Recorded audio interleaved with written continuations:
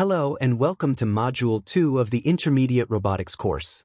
In this module, we're going to take your robotics skills to the next level by building a BLE-controlled smart robot tank with obstacle detection.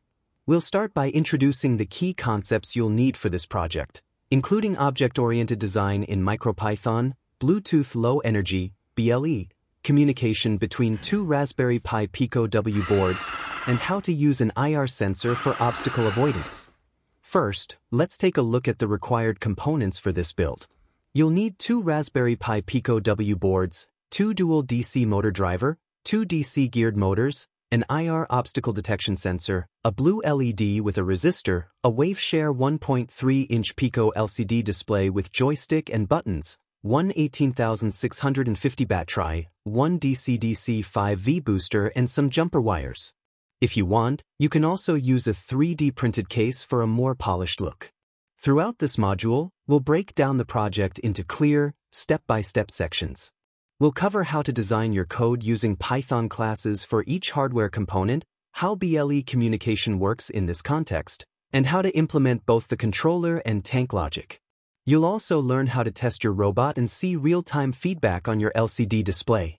Let's get started by exploring object-oriented design for our robot tank project. Let's begin with object-oriented design, or OOP, for our BLE-controlled robot tank.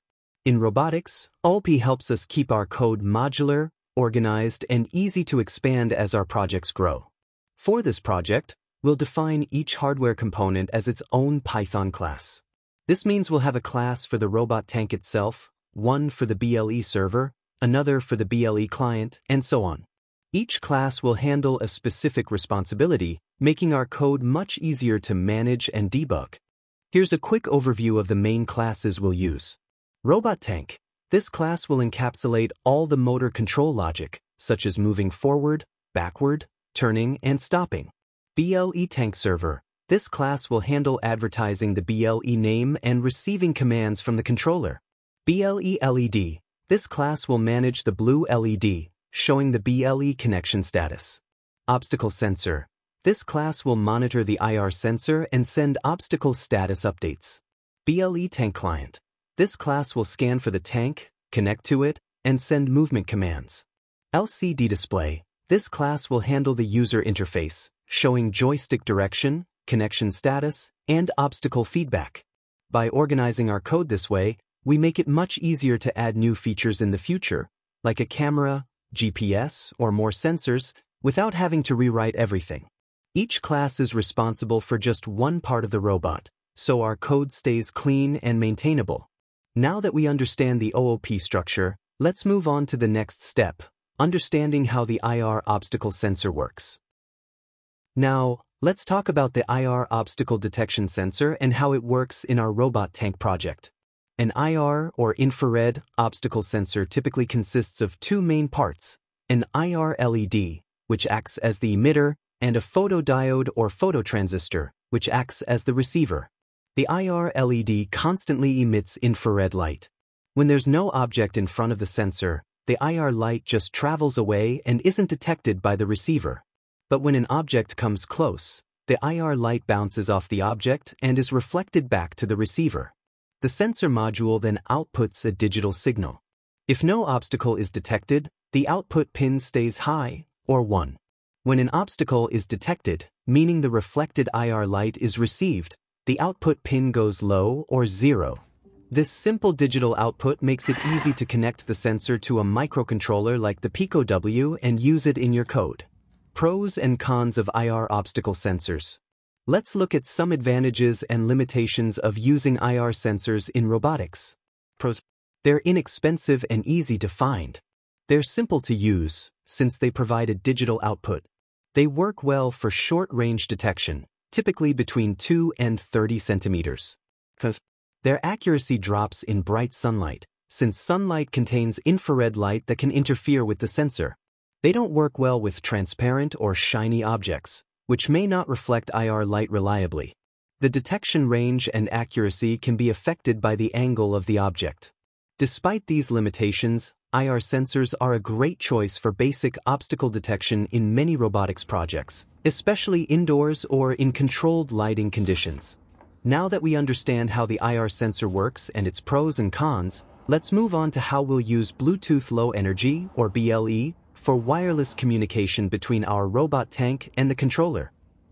In this step, let's explore Bluetooth Low Energy, or BLE, and how it enables wireless communication between our robot tank and its controller.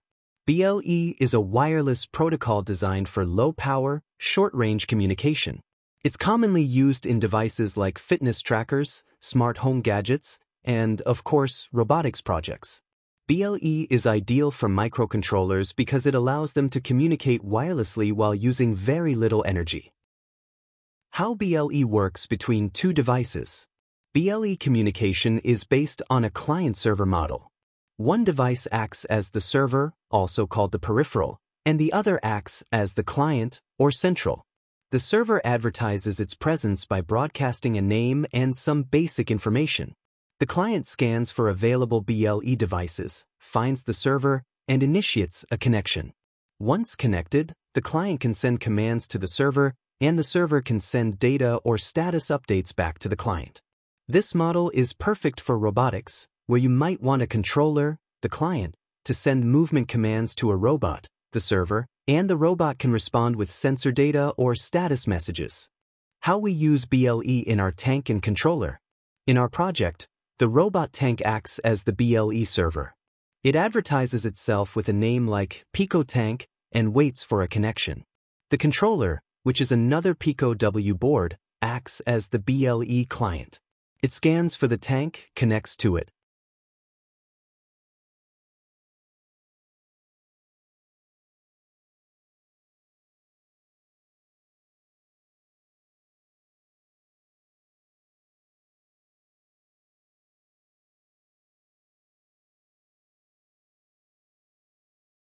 And sends commands such as F, B, L, R, or S. The tank receives these commands, executes the appropriate motor actions, forward, backward, left, right, or stop, and can also send feedback, like obstacle detected or path clear, back to the controller. This feedback is then displayed on the controller's LCD screen in real time, giving the user immediate information about the robot's status. With BLE, we achieve reliable, low-latency wireless control between our two devices, making the robot tank both interactive and responsive. In this step, let's talk about the LCD display module we're using with the Raspberry Pi Pico and how it communicates using the SPI protocol.